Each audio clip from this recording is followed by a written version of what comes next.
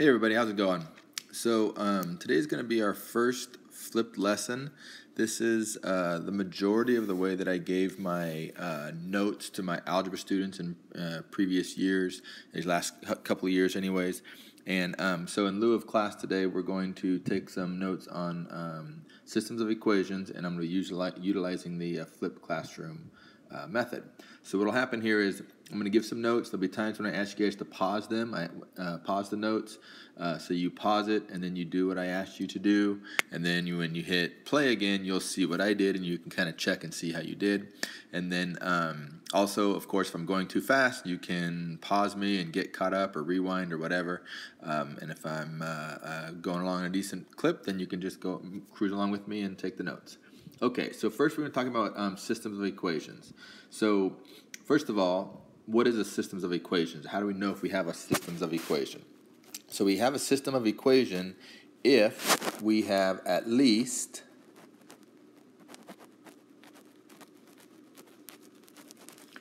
two equations with two different variables.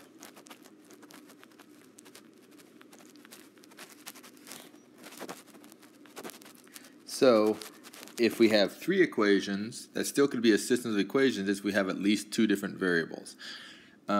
If you have three variables, though, then you must have three equations. If you have four different variables, then you have to have four different equations. So a system of equations is any time that you have at least two different variables and two equations, you, of course, can have more than that. So we have four different methods that we use to solve systems of equations. The first one we're going to talk about is graphing. We've been doing that quite a little bit lately.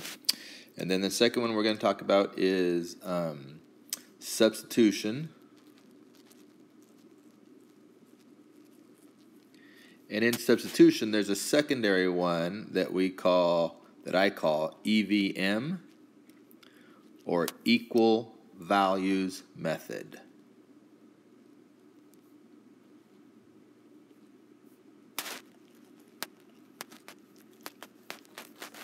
And then the fourth way, if you consider that the EVM is a little bit different than regular substitution, is the elimination method. And we're going to go through each one of these in just a second here. Okay, so we're going to switch over to the next slide. Okay, so here, what we're going to be talking about is what is the solution to a systems of equations. So when you solve a systems of equations, something like this, y equals 2x minus 3, and y equals negative x plus 8. When you solve this, what you should come out with is a coordinate pair.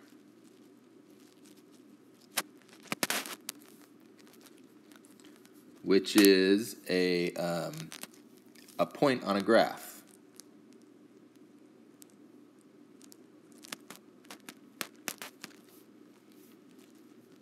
Because what we're finding is we're finding the point of intersection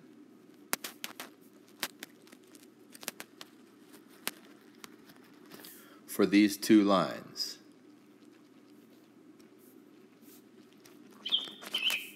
There's my phone, just like in class. So we're finding a point of intersection for these two lines.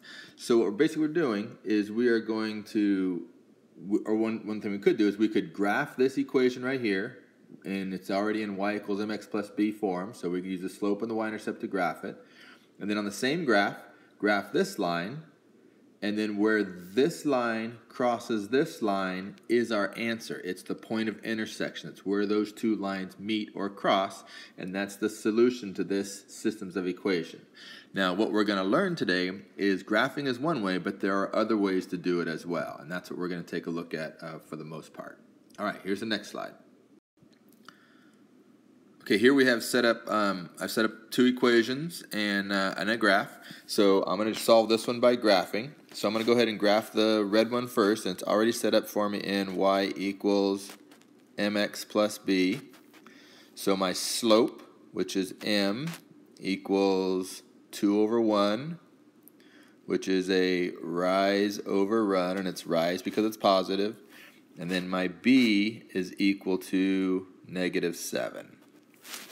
So I'm going to plot my b first. So I come here to -7. So I'm going to plot my b right there at -7. And then from that, I'm going to rise to and run 1 to the right. I always run to the right. I never go left. So I rise to and run 1 to the right. So I rise 1, 2, run 1 to the right, and put a point. Rise 1, 2, run 1 to the right, put a point. Rise 1, 2, run 1 to the right, put a point. And then I can draw my line. I can draw my line here because it's not a real world example, and so there's no reason it couldn't have the decimals if I wanted it to. Okay, so I'm going to do the same thing for my blue line here. So y equals mx plus b.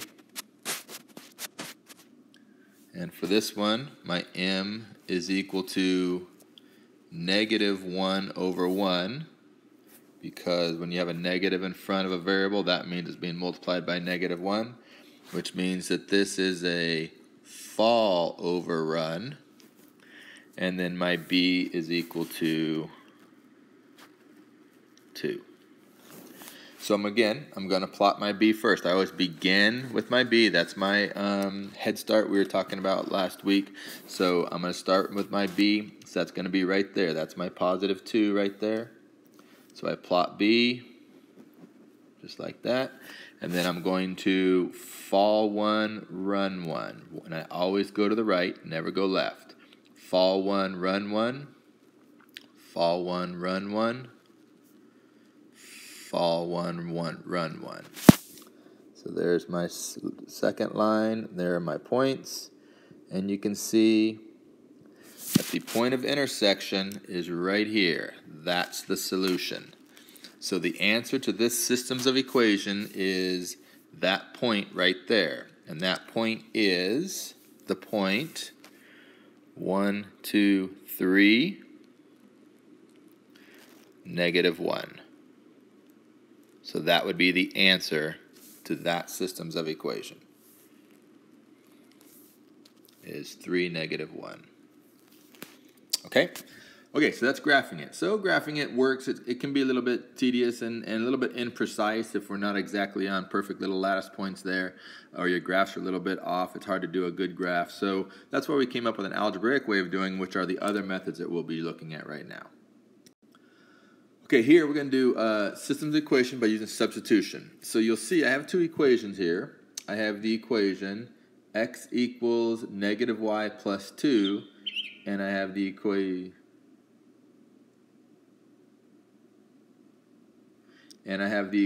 y minus 2x equals 7. So what I'm going to do for this one is I'm going to take this x value right here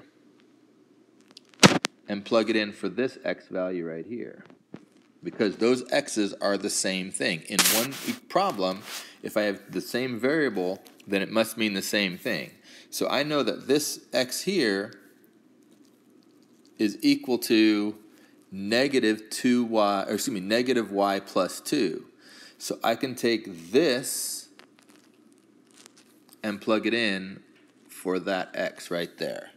So what I get then is I get y minus 2, and then I use parentheses because I'm taking a variable out and putting something in its place, -y plus 2 equals 7. So what I did, to back up, this is the whole substitution method right here, is I take this number right here, which is equal to x, and instead of saying this is equal to this x right here, I say that this is equal to that x right there. Because for this problem, that x is equal to that x, and that y is equal to that y for this set of systems of equation. So then I can take this and plug it in there, and I get that. Now, I'm just going to solve the problem. So I see that I have set up the distributive property here. So I have y, and then this is kind of a tricky thing, -2 times this green parenthesis. So I'm going to multiply it like that and like that. So I get -2 times -y gives me +y. And then negative 2 times 2 gives me negative 4 equals 7. Oops, I forgot my 2 in there. Sorry about that. So then here I get 3y minus 4 equals 7. Then I'm going to add 4 to both sides. And I get 3y equals 11. And then lastly, divide both sides by 3. So I get y equals 11/3. Now I'm not done because I still would need to find the x value. So to find the x, because I'm trying to find a point. So find the x value, I can come up to either one of these two equations. I could use this equation or this equation. It doesn't matter which one I use, this one or this one, and plug that value in for it. So I'm just going to pick them. It doesn't matter which one I pick, I guess. I'll go ahead and use this one here. So I have x equals, and then negative, and then I'm going to take this y right here and plug it in for that y right there. So 11/3 plus 2. And however you would want to solve that, 11/3 can be simplified to 3 2/3. So then that would be x is equal to negative 1 2/3. If you're not quite sure how I came up with that because of the fractions, you can pause it and try and figure it out. If not, you can ask me tomorrow. Okay, so let's take a look at the next slide. Okay, now here's substitution method, but we're going to use this equal values method, EVM. So what I'm going to do this time is, I didn't really like all the fractions that I had going on there. It's kind of, a little bit tricky and cumbersome, so I'm going to see if I can't do this a little bit differently with this one. So what I notice here is that I have this problem in y form, meaning y is already by itself. That's called y form. But this problem is not in y form because I have x and y on the same side. So I can do one quick little thing that'll turn this one into y form, which would make it a lot easier if both of my equations are in the same form. If they're both in y form where it says y equals, or if they're both in x form where it said x equals. In this case, it's easier to turn this into y form than it is to turn both of these into x forms. So what I'm going to do is I'm just going to subtract x from both sides. Remember, I can do anything I want as long as I do it to both sides of my equation. So now I have y equals negative x plus 2. And over here I have y equals 2x minus 7. So now in this problem, right here, whatever this y is equal to, this y is equal to. So whatever this y is equal to, this y is equal to. So if this y is equal to 2x minus 7, then so is this y. So that means I can take this and plug it in for that. So I end up saying that I have 2x minus 7 equal to, that's this y right here, my original negative x plus 2. Now, I don't have anything outside my parentheses on this time. There's no distributive property or anything like I had last time. But every single time that I take a letter out and I put something in its place, I always use parentheses. And that's a habit you want to have, and that's a habit you want your students to have. So I do it every single time, whether it's needed or not. This time it was not needed. So then all I have to do is, now I have x on both sides. Now we've got a cups and beans problem. I want to get rid of the smaller x. Negative x is smaller than 2x, so I'm going to add x to both sides. So on the left-hand side, I have 3x minus 7, and the right-hand side, I have 2. And I still have a cups and beans problem, so now what I'm going to do is I'm going to add 7 to both sides. These are the beans. And I have 3x equals 9. And then the last thing I'm going to do is divide by 3. So I get x equals 3. And again, I'm not done yet. I need to find what the y is, so then I can come back to either one of these two equations. It doesn't matter which one, if I do the bottom one or the top one. Since this is already in y form, I'm going to go ahead and do it into the top one. So I get here, I get y equals 2 times 3 minus 7, which is equal to 6 minus 7, which y then would be equal to negative 1. So then it would be the point 3, negative 1. Okay, so that's equal value method, and I use that one when it's easy to get both of my equations into y form or x form. That's when I use EVM. Okay, elimination method. This is the method that most students like to use because it can be used on just about every type of problem. So what we're doing here is it's called the elimination method because we're actually trying to eliminate either x or y. So if we can eliminate one of these variables, then it makes the problem a lot easier. So when I look at this, it's hard. If I just combine these two, I would get 3x plus 2y minus 5. That doesn't eliminate anything. So what I'm going to do instead is I'm going to multiply one of them by something that will help me eliminate it. So I'm going to go ahead and multiply the bottom equation by negative 1. And the reason I'm multiplying by negative 1 is because I'm going to try and eliminate these y's right here. So if I have a positive y here and a negative y here, then they eliminate and I'm all happy. So I can just multiply by negative 1 to change this sign so then they are opposites. So then what I end up with will be 2x plus y equals negative 7, and negative x minus y equals negative 2.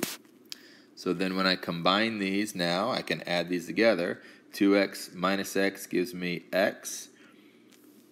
Y minus y gives me 0. And that's equal to negative 9. So then x is equal to negative 9. I'm done with the x part. Now all I have to do is find the y. So again, I can go back to either one of these two equations. This looks like an easier equation to me, so I'm going to go ahead and plug it in there.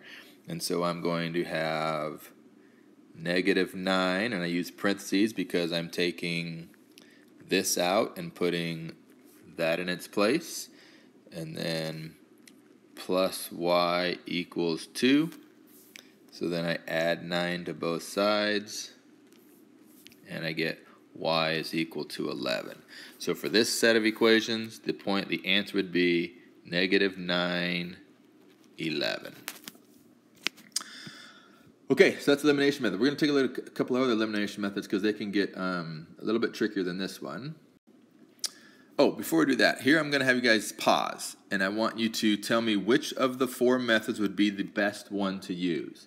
So which would you want to, for letter A, would you want to do graphing for this one, elimination, EVM, or just a regular substitution? Same thing for B, C, and D. So you can copy them down, just write your answer in there, and then in just a minute, when you're done, you can hit play again, and you'll see what my thought was on which would be the best one to do. Okay? So go ahead and hit pause, and then put your answers there, and then when you're ready, hit play again, and you'll see what I wrote. So what I wrote is, for this first one, A, I probably would do straight substitution, not EVM, but straight substitution method. Okay? For letter B, I would probably graph. And the reason I'm graphing is because of the fractions. It's easier to handle fractions because you're rising and running. You could maybe do EVM if you feel pretty good at fraction busters or handling fractions, then an EVM isn't too bad. But since most people don't do fractions real well, perhaps graphing would be the best one. For letter C, I definitely would eliminate, no doubt about it. And D, I would do EVM, equal values method. And I would be plugging in this in for this is what I'd be doing. Okay, so there you go. If you want to practice those, if you need some problems, there's 4 problems you could try and figure out and see if you come up with the right answer. But we're going to move on and take a look at a little bit more elimination method. Okay, for this elimination method, we're going to take a look and see that one thing that's different about this one as the other one is that I don't have the coefficients that are the same numbers. Before, my y's were both 1s, so it's easy to eliminate. Here, I don't have the same coefficients, so I have to do a little bit more work in order to get something to eliminate. So the first thing you want to look at is what do you want to eliminate? Do you want to eliminate x or do you want to eliminate y? When I look at this, I would rather eliminate y for this one because y already has different signs. This y is negative and this y is positive. So it makes it a little bit easier for me to eliminate y, where both of these are positive, so I'd have to multiply by a negative, which I prefer not to do. So here's what I'm going to do. I'm going to multiply by the opposite coefficient that I want to eliminate. So I want to eliminate this right here. That means I'm going to multiply the opposite equation by this coefficient, which is negative 3. So I'm going to multiply by, actually, I don't have to multiply by negative 3, I just multiply by 3 because I don't need to care about the signs. So I'm going to multiply by 3. Okay? Then I'm going to multiply the top equation by that coefficient. I want to get rid of that number, so I'm going to multiply the top equation by positive 2. So if I did that, I would get 4x minus 6y equals negative 12. And then if I multiply the bottom one here by 3, then I would get 15x plus 6y equals 12. So what you notice here is that these are going to eliminate. Negative 6y, positive 6y gives me 0, 6y. So then when I add these two things together, I get 4x plus 15x gives me 19x. And it worked out kind of nicely over here because on the right-hand side, negative 12 plus positive 12 is going to give me 0. Therefore, x would have to be equal to 0. So that kind of worked out nice. And now I can take that number, plug it back into either one of these two equations, and then I should be able to find my answer. So I'm going to go ahead and plug this number in for this one right here. And so I get 5 times 0 plus 2y is equal to 4. 5 times 0 is 0, so then I can divide both sides by 2. So y is equal to 2. So for this one, the answer would be 0, 2 is the point of intersection where those two lines would cross. So that's the elimination method when you don't have the same coefficients. What you do is you multiply by the opposite coefficient. Okay, this one, more elimination method. So on this one, you see that I don't have the opposite coefficient here. I have the same coefficient, but I don't have opposite signs. So it's kind of easy on this one. I'm just going to multiply the top one by negative 1. I'm actually not going to finish this one completely. I'm just going to multiply this one by negative 1, because what that's going to do, it's going to change that sign, and change that sign. So then I get negative 6x minus 2y is equal to negative 8. And then when I combine these, I get 0, and then 3y minus 2y is plus y equals 4, so that means my y is equal to 4. And then again, I would still need to solve for x. I'm not going to because this is already getting kind of long. Solve for x. Okay, and the very last slide that we have is an EVM with fraction busters for those of you that like to start utilizing fractions busters a little bit more. So what I'm going to go ahead and do is I'm going to use EVM. So I'm going to say that this y is equal to that y because this is the same problem. Therefore, this is equal to this, and I can plug this in for that. So I get 2/3 x minus 7 equal to 1/2 x plus 2. And then I want to eliminate, I get what I don't like. I don't like those denominators. I don't like this denominator of 3 and this denominator of 2. So if I don't like some denominators, what I do is multiply to get rid of them. So I'm going to multiply by the number 6, because that will get rid of everything. So I get multiply this by 6, that by 6, that by 6, and that by 6. So if I have a 6 out here, that 6 and that 3 simplify out. That becomes a 2. 2 times 2x gives me 4x. Then I have a 6 here. 6 times negative 7 is negative 42 equal. And then here I have another 6 that I'm multiplying by, so those simplify out, and that becomes a 3. So that's 3x, and then plus 12. So now I've set up another cups and beans problem with cups on both sides of my equal sign. So I do what I did last time, which is get rid of the smaller cups. So I subtract 3x from both sides. And over here I get x minus 42 equals 12. And then add 12 or 42 to both sides, excuse me. So x is equal to 54. And then, of course, I still need to solve for y like we were doing before, but I'm going to go and let you guys do that, okay? All right, so that is the quite lengthy notes, and typically my notes would not have been this long for my algebra students. I would have done about 10-minute notes for them, but since we have a little bit longer classes, I went ahead and went through all of the different methods for solving systems of equations, and then I'll post on my website some problems for you to try, and we can talk about them next time. Okay, have a great rest of your week, and I'll see you soon.